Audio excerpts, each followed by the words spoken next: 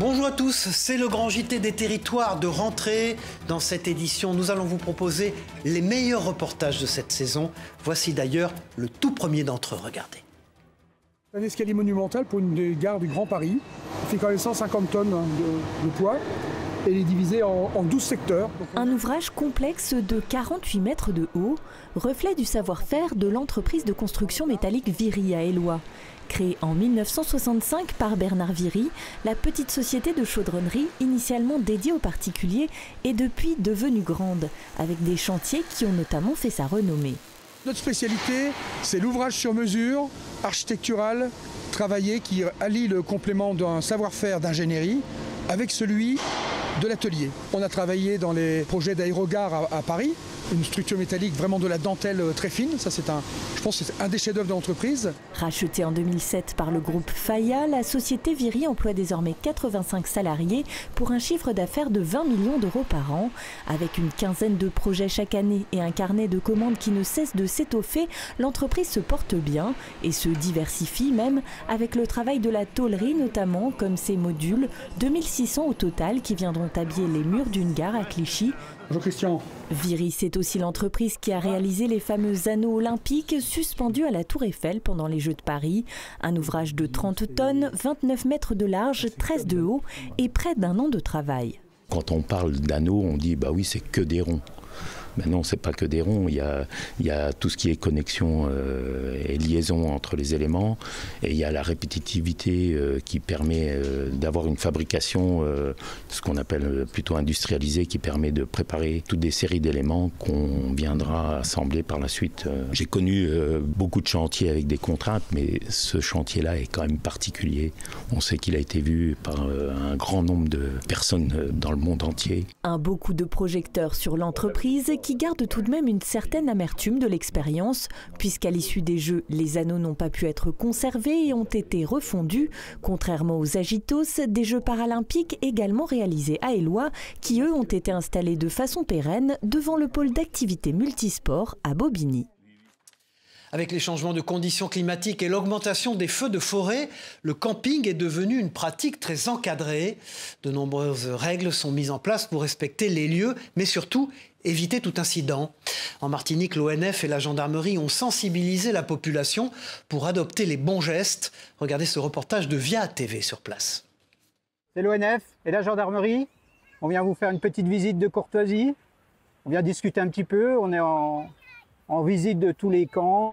Sensibiliser les campeurs, leur rappeler les consignes pour protéger la nature. Il faut vraiment utiliser charbon de bois. Pourquoi? Parce que, en fait, à force, si on coupe du bois et si on ne protège pas cette forêt, vous allez vous retrouver sur des plages où il n'y a plus d'arbres, il n'y a plus rien. Hier soir, nous avons des campeurs qui ont mis directement le feu au sol pour que ça puisse faire de la fumée, pour chasser les moustiques, sachant que c'est interdit, les feux au sol. En plus, sachant que nous sommes en période sécheresse, donc la braise avec le vent peut partir directement dans les bois et créer ensuite un incendie. Pour ce feu, les campeurs peuvent recevoir une amende de 135 €. Mais durant cette période de forte affluence, la sensibilisation est mise en avant. C'est essayer de faire passer les bonnes pratiques. On se rend compte que petit à petit, il y a une prise de conscience des bonnes pratiques pour éviter la dégradation de l'environnement. Un site courtisé aussi par les tortues. Et durant ces périodes de ponte, les campeurs doivent adopter les bons gestes. Jamais l'approcher à moins de 10 mètres. Voilà. Pas de flash, pas de lampe, pas de musique intempestive, le silence. Et vous éteignez toutes les sources de lumière, quelles qu'elles soient. Et vous laissez la tortue faire sa ponte. Et ne pas faire de feu de camp sur la plage. Avec la chaleur du sable, ça va cuire les œufs dans le nid. On fait attention, on respecte l'environnement. Lors de l'été 2022, la Gironde a connu des feux de forêt dévastateurs avec près de 37 000 hectares partis en fumée. Celui de Landiras est même le deuxième plus dévastateur de l'histoire du pays. À Ostens, la réserve biologique a perdu presque 70% de sa surface. Depuis, le site renaît petit à petit. Regardez ce reportage sur cette renaissance signé Antoine Rivalin pour TV7, la chaîne du groupe Sud-Ouest. C'est un petit pas pour la Gironde, mais c'est en tout cas un grand pas pour sa biodiversité et je suis très heureux qu'aujourd'hui nous puissions l'officialiser. En juillet 2022, l'incendie Landiras 1 avait ravagé la quasi-totalité du site. 2 ans et demi plus tard, il est de nouveau inauguré. Il va aujourd'hui renaître avec peut-être des particularités qui seront différentes de ce qu'on avait connu et peut-être une lande telle qu'elle existait autrefois avec beaucoup plus de tourbes, avec beaucoup plus d'espèces particulières et endémiques. Et donc c'est un petit peu cet enjeu-là que ces 2 réserves qui sont en train d'être créées sur le site. Un site de 750 hectares divisé en 2.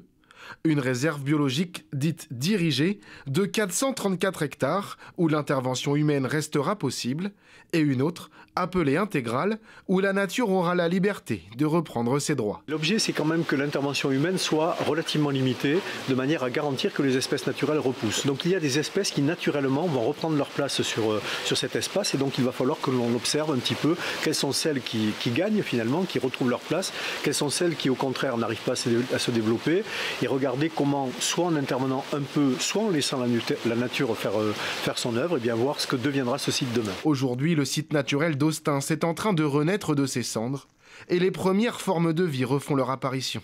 On a des traces de loutre, qui est une espèce emblématique du site et une espèce protégée. On a pas mal de papillons qui sont déjà sur le site. On a pas mal d'oiseaux, comme le busard des roseaux. Et sur la flore, les inventaires du CBNSA et des partenaires du département ont montré qu'il y avait eu plus de résilience qu'on ne le pensait et que certaines espèces patrimoniales et menacées qu'on pouvait retrouver sur le site ont résisté au passage du feu. Il y aura la possibilité pour tous de visiter une grande partie de la réserve biologique. C'est l'histoire d'une boutique qui connaît un véritable success story. Son nom, Un Bon Maillot. Elle se situe à Golbet dans les Vosges. Le concept en est simple, la vente en ligne de maillots de football mystère.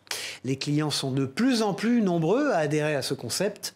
Immersion avec les nouveaux rois des maillots de football proposés par Vosges Télévisions. Regardez. C'est la vitrine d'une success story made in Vosges, la boutique unbonmaillot.com à Golbet. L'idée avait germé pendant le Covid en 2020 dans la tête de 2 passionnés de foot qui lançaient leur start-up, aujourd'hui une PME de 20 salariés, avec ce concept, la vente en ligne de box mystère. Des coffrets où le client n'a que le choix du sport, football, rugby ou basket. À l'arrivée, c'est la surprise. Donc on me demande le sport en question, la taille. Et puis ils repartent, ils ne savent pas ce qu'il y a dans le coffret. Ça, c'est la fameuse boîte. Le magasin est un plus pour les fans et collectionneurs, avec une diversité de maillots pour hommes, femmes ou enfants. Des pépites également, avec des maillots portés par des joueurs. Allez, celui-ci, je l'adore. Aubameyang, porté donc l'année dernière au Stade Bollaert à Lens. Et il y a aussi cette nouveauté avec ce lancement d'une collection vintage. La petite entreprise ne cesse de grandir et a dû investir dans 300 mètres carrés de nouveaux locaux pour la logistique. Afin de préparer les commandes qui doublent quasiment d'année en année, les fêtes ont particulièrement bien marché. Là, en moyenne, on est à peu près à 300 commandes par jour. Donc uniquement le foot. Le rugby est traité ailleurs, le basket également. Et effectivement, pendant les fêtes, on est monté à des journées à plus de 1500 commandes par jour. Pour faire à peu près 40 000 maillots sur le mois de décembre. Donc assez impressionnant, effectivement. Une PME qui a gagné en visibilité, saluée l'an passé par un certain Tony Parker, membre du jury d'une émission sur M6. L'année 2024 a été marquée par notre passage à Qui veut être mon associé.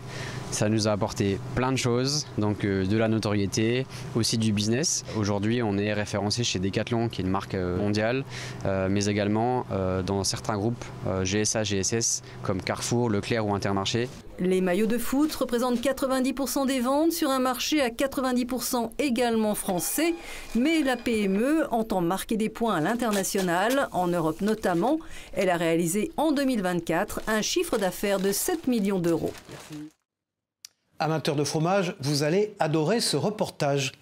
Devenu un emblème de la gastronomie française, le Beaufort est un produit au savoir-faire unique. Originaire de la Savoie, ce fromage fait sa renommée grâce à sa texture ferme et fondante. Alors, à vos papilles, avec ce reportage de notre partenaire 8 Mont-Blanc. Chloé Lumeur. Une texture lisse couleur ivoire, un talon concave et une croûte plutôt épurée. Pas de doute, ce sont bien ici les caractéristiques du Beaufort. Mais avant de devenir une meule à pâte pressée cuite, ce prince des gruyères typique de Savoie est passé par un processus de fabrication bien précis, comme ici à la coopérative laitière de Moutier. On se trouve dans l'atelier de fabrication de Beaufort et comme on peut le voir, le lait qui a été collecté ce matin, donc le lait chaud de la traite du matin, plus le lait froid d'hier soir, est mis dans les cuves, chaudron de 6000 litres de lait, dans lesquels on va mettre jusqu'à 5400 litres de lait en ce moment pour faire 12 meules. On remplit, pendant qu'on remplit, ça chauffe. Et quand la cuve est pleine, à ce moment-là, le fromager rajoute la présure. Une fois cet enzyme naturel ajouté, place au décaillage pour obtenir des perles de fromage. Puis c'est au tour de la cuisson de faire son job. Le Beaufort appartient à la famille des fromages à pâte pressée cuite. Le pressage c'est après, la cuisson c'est dans le chaudron. On va monter de 33 degrés à 54 degrés en 40 minutes. Quand c'est bon, on attend encore un petit peu pour peaufiner les goûtages. Et après, on moule les fromages. Après moulage, les fromages restent en moyenne 20 heures sous presse, puis ils sont refroidis et immergés dans une eau saturée en sel. Ce n'est que 24 heures plus tard qu'ils rejoignent les caves d'affinage, où en moyenne 500 meules sont stockées à minima 5 mois, avec la particularité d'être affinées à la main et dans des caves datant des années 50. Il faut une température contrôlée, entre 6,5 et 9,5, 10 degrés. Et avec un taux d'hygrométrie assez élevé, entre 90 et 95%. Au cours de cet affinage, les fromages sont retournés, donc ici à la main, et frottés avec de l'eau salée. Toutes les tâches difficiles de retournement à la main ou de faire tourner la meule sur le bord de la planche, c'est fait par le robot. C'est quand même nous qui décidons de la force de la brosse, la pression qu'on exerce, de la quantité d'eau qu'on injecte, du nombre de tours qu'on fait et bien sûr qu'il va y avoir un contrôle visuel avant. Un travail moins pénible pour les salariés donc, mais identique dans la technique, avec quelques mois plus tard des Beaufort qui se retrouveront en vitrine. En moyenne, la coopérative fabrique près de 18 000 meules chaque année. Voilà, et puis il y a des reportages pleins de surprises. Vous allez le voir en Moselle, la Fédération des boulangers a tenté de battre le record du monde de la plus grande tarte aux fraises. Oui, alors pour cela, ils se sont munis de 500 kilos de fraises. Et regardez maintenant ce reportage de Marie Vin pour Moselle TV. On va voir s'ils ont réussi. Avez-vous déjà vu une tarte aux fraises aussi grande? Au jardin vitré, on tente un record du monde. Objectif, battre les 35 mètres carrés réalisés quelques jours avant dans une commune de Bretagne. Un défi fou que s'est donné la famille Malassé avec le soutien de la Fédération des boulangers de Moselle. Je me suis dit pourquoi pas créer une tarte aux fraises géante. Et donc j'appelle Vincent qui est un ami et qui est aujourd'hui boulanger. Je lui ai demandé, il m'a dit pourquoi pas. La Fédération des boulangers aime bien relever ce genre de défis parce qu'on est au quotidien et on est des artisans et des vecteurs de lien social. Donc aujourd'hui on est complètement dans notre rôle, c'est normal. Au total, 250 litres de crème pâtissière et 500 kilos de fraises ont été nécessaires pour la réalisation de cette tarte. Et après des heures de travail, le verdict tombe.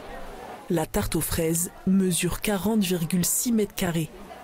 Une tarte géante, découpée ensuite en 4000 parts, qui ravit les papilles des gourmands. Je trouve surtout que c'est déjà vachement beau quand même. C'est une super belle tarte. J'ai goûté, très bonne. Les fraises, elles sont excellentes. Elle était très bonne. Énorme pour une tarte aux fraises comme ça. Je suis venue voir, effectivement, c'est magnifique. Et la tarte est très bonne. C'était un délice. Et en plus, les parts de tarte sont vendues à un prix symbolique de 1 € au profit d'une association. Tout est réuni aujourd'hui pour vraiment la belle cause et dans un esprit de fraise, voilà, une belle après-midi fruitée. Une journée qui est magnifique et qui montre encore cet élan de générosité et de travail. Après dégustation, il ne restera plus qu'à faire valider le record auprès du célèbre livre. C'est un chiffre assez incroyable. Chaque année, 30% des fruits et des légumes produits n'arrivent pas jusqu'au consommateur et donc 10% sont directement jetés. La raison, ils ne remplissent pas des critères esthétiques stricts. Alors pour lutter contre ce gaspillage, une entreprise corse a décidé de les récupérer pour produire ses propres jus. Écoutons le président de cette entreprise au micro de Télé Paésé. L'objectif, c'est de valoriser ce qu'on n'arrive pas à vendre en frais. et de monter des filières pour pouvoir exprimer le meilleur de notre terroir. Le terroir insulaire. On développe des produits qui sont soit du jus, du pur jus de clémentine à destination des industriels, des glaciers. Et on développe aussi la marque qu'on développe maintenant depuis 2-3 ans, qui est la Goursica, donc cette boisson pétillante à la clémentine et à l'extrait de Népi. Passionné d'automobile, vous allez adorer ce reportage. Une réunion autour des mythiques coccinelles et combis de la marque Volkswagen a rassemblé près de 200 véhicules. Ça se passe au RICES, dans l'Aube, et notre partenaire Canal 32 a pu découvrir de véritables merveilles. Regardez ça.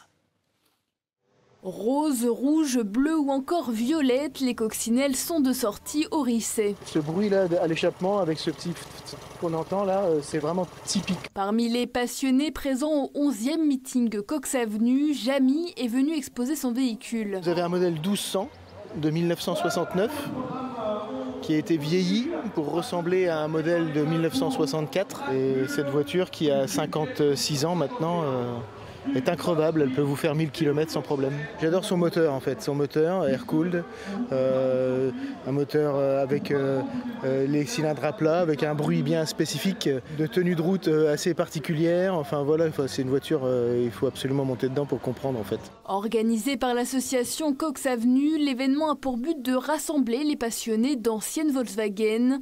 Au programme, village d'exposants, concerts, balades et animations en tout genre. Plus de 200 véhicules sont exposés. La première conception de la coccinelle, c'est en 1938, donc avant-guerre carrément.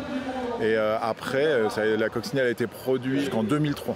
Donc elle a vraiment une grande carrière. Elle est connue grâce au cinéma, le côté sympa du véhicule, facile et accessible à tout le monde. Et si les coccinelles sont les stars de la journée, les combis ne sont pas en reste. Nathalie et Ludovic voyagent à bord de leur véhicule tout au long de l'année. On déplie notre banquette et donc voilà, le soir on dort là, on ferme nos petits volets. La choupette Mexico, la choupette c'est toute notre enfance et puis du coup ça nous a donné l'envie. Puis en vieillissant on aime bien le confort, donc le combi ça s'est imposé. C'est un ancien véhicule qui faisait du transport scolaire à Sao Paulo. On dort dedans, on fait à peu près 10 000 km par an, c'est nos vacances à l'année. Fondée en 1991, l'association Cox Avenue réunit aujourd'hui une 30aine de membres, tous passionnés par les belles Volkswagen. Ce meeting est organisé une fois tous les 2 ans depuis 2003. C'est une mode étonnante dans le monde du sport amateur, les albums de vignettes à collectionner. Comme les Panini pendant les Coupes du Monde, de nombreux clubs amateurs créent leur propre album à l'effigie de leurs licenciés. Et la formule rencontre un succès dingue. Un reportage de notre partenaire Puissance Télévision, Gaël Bossu. Il y a moi ici, regarde. Les stars, ce sont elles. Elles n'ont pas encore 13 ans, mais les handballeuses de l'ASPTT Bar-le-Duc ont le droit à leur propre album de vignettes à collectionner. En fond, on est plein de fois, on est là. Mais oui, vraiment, c'est un peu stylé, ouais. Et puis aussi, on est un peu fiers, du coup. Déjà, quand on voit, par exemple, nos têtes sur un journal, on est contente. Alors maintenant, sur un cahier et sur des vignettes comme ça... Comme elles, les 376 licenciés et bénévoles du club ont leur place dans cet album qui rappelle les fameuses vignettes Panini. Succès immédiat. En quelques jours, toutes les vignettes commandées ont été dévalisées. On est en rupture de stock de vignettes un peu partout, donc ça marche plutôt très bien. Les gamins sont super réceptifs, les adultes aussi.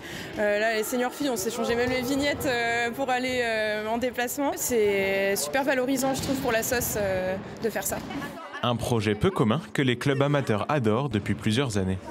Même succès au club de foot de Marne-Aval, à tel point que des bourses d'échange ont vu le jour dans le clubhouse pour que chacun puisse compléter son album. On a eu pas mal de doubles et on n'a pas complété complètement l'album. Donc effectivement, on vient pour aujourd'hui, c'est la bourse d'échange, donc on vient pour échanger et essayer de trouver le Graal, c'est-à-dire l'étiquette de mon fils que je n'ai encore pas. Et après quelques négociations... On l'a 2 fois. Ah, je vais prendre les 2. J'ai eu la 174, non sans mal. Les vignettes ont dû être approvisionnées plusieurs fois. En tout, près de 7000 ont été vendus. Le but principal, oui, c'était ça, de voir les parents retrouver le plaisir quand ils étaient enfants et les enfants pouvoir découvrir ce système qui avec le temps, c'était un peu perdu, quoi, je trouve. Lancée dans les années 50 en Italie, la magie des albums Panini n'est pas près de s'éteindre. Voilà, et puis maintenant dans ce journal, partons visiter un musée, mais un musée qu'on visite à l'aveugle. C'est le concept proposé par le musée Gravelotte en Moselle. L'établissement retrace la guerre de 1870 et l'annexion de l'Alsace par l'Empire allemand. On ne touche plus avec ses yeux, mais bel et bien avec ses mains. Et vous le verrez, les visiteurs perdent leurs moyens. Un reportage de Moselle TV. Je vais deviner ce que c'est. Je vous montrerai après, mais je vois si vous avez une idée ce que ça peut être. Un canon qui lance plusieurs balles. Visite plutôt unique au cœur du musée de la guerre de 1870 et de l'annexion à Gravelotte. Privés de leur vue, les visiteurs ont découvert d'une autre manière plusieurs objets de la collection permanente et sortis d'archives. Disons que des avoir touchés à l'aveugle, ça donne une autre façon de percevoir les choses. C'est vrai que c'est super impressionnant de se dire « je l'ai touché tout à l'heure en vrai ». On a plus le détail et quand on regarde après l'objet, on est plus à regarder vraiment le motif, enfin, ce qu'on a ressenti au toucher. On essaye de le percevoir en fait visuellement. La concentration est de mise. Sans la vue, mieux vaut écouter avec attention les explications des équipes encadrantes. Malgré tout, difficile parfois de deviner les objets entre ses mains. Équipé de gants, le toucher est également différent. Oh, ça c'est bizarre ça. Pour moi, il y a l'imaginaire qui vient contrer un peu la réalité. Le toucher, c'est spécial. J'ai regretté de ne pas pouvoir toucher avec mes mains et d'avoir un gant. Mais il faut respecter les objets, on le comprend bien. La visite continue toujours à l'aveugle pour s'attaquer à du plus gros calibre. Une expérience originale proposée par le musée pour la première fois afin de redécouvrir l'histoire de manière ludique. Carton plein pour cette première édition, rendez-vous en octobre pour la deuxième. Et puis dans cette émission, avec la rédaction du Grand JT des Territoires, nous avons sélectionné ce reportage qui pourrait vraiment vous intéresser. Regardez-le. Il y en a de toutes les couleurs et venus de tous les horizons, attirant la curiosité des visiteurs. C'est très étonnant de voir dans cet espace des papillons du monde entier, quoi. On est transporté dans un pays exotique. Les papillons, ils ont un peu peur quand on s'approche trop. Dans cette serre tropicale de 600 mètres carrés où la température frôle les 28 degrés pour 80% d'humidité, les papillons évoluent en parfaite harmonie avec leur environnement. Selon les espèces, certains se montrent plus visibles à différents moments de la journée et en fonction de la météo. Mais malgré une grande liberté, ils ont besoin d'un peu d'éducation. On les habitue à certaines conditions pour l'alimentation, on les habitue à les manger sur du rouge, des couleurs bien particulières, oui, il vient sur votre micro là. Ils vont être attirés aussi par des parfums, donc on met des produits dans la nourriture pour qu'ils le retrouvent facilement. Une nourriture composée de fruits fermentés, d'ammoniac, d'urine et même de crottes d'oiseaux. À l'intérieur, les papillons volent paisiblement. Dehors, dans la serre extérieure, certaines espèces sont bien plus agitées, virevoltant entre les plantes basses sous un plafond de 5 mètres. Un contraste saisissant pour un insecte qu'on voit de moins en moins dans son milieu naturel. Les gens sont moins dans des milieux intéressants pour les papillons, donc ils les voient de moins en moins et les gens ils font de moins en moins attention. Pour les trouver, il faut faire une démarche, il faut aller en montagne, il faut aller dans des endroits où il y a moins d'agriculture intensive, où il y a moins de personnes. C'est plus compliqué que de venir ici, d'en avoir énormément au mètre carré, quoi. Selon les données du Muséum national d'histoire naturelle et de l'Observatoire national de la biodiversité, environ 30% des populations de papillons de jour ont disparu ces 20 dernières années en France. Et puis connaissez-vous vraiment la signification des signes de main des chefs d'orchestre? Son rôle est de coordonner des instrumentistes grâce à des gestes très particuliers. Découvrons-les, ce sont des secrets de ce métier grâce à ce reportage de 8 Montblanc, regardez. Des mains qui virevoltent au rythme de la musique et des gestes précis, mais justement, à quoi correspondent-ils? Donc simplement, si je veux les faire partir, je fais comme ça.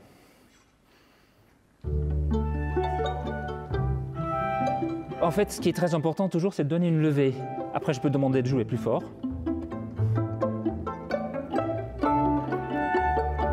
Face au chef d'orchestre, c'est un quintet qui répète aujourd'hui pour le marathon du piano d'Évian. Concentrés sur leur partition, les musiciens gardent toujours un œil rivé sur lui. Des indications de tempo, des indications de départ tout simplement aussi. Et puis après, on regarde notre partition, mais on est censé aussi le regarder soit directement, soit indirectement. Et n'allez pas croire que le chef d'orchestre est toujours debout face aux instrumentistes. Lui-même musicien, il apprécie de retourner pendant le concert à son premier amour, le piano. On commence déjà avec l'étude d'un instrument, à vraiment maîtriser ça. Et puis l'envie de diriger vient souvent un petit peu plus tard.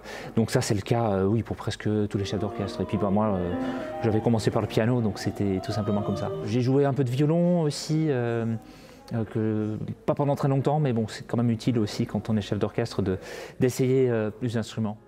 Une bonne connaissance des différentes familles d'instruments et surtout un imaginaire sonore très développé sont la clé pour prévisualiser la couleur des instruments, les hauteurs ou encore les accords.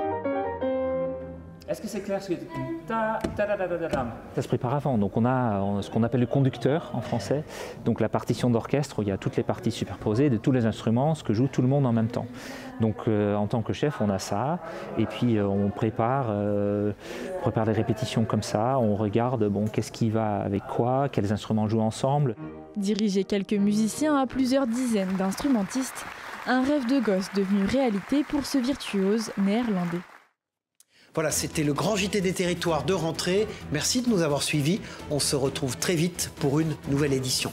Au revoir à tous.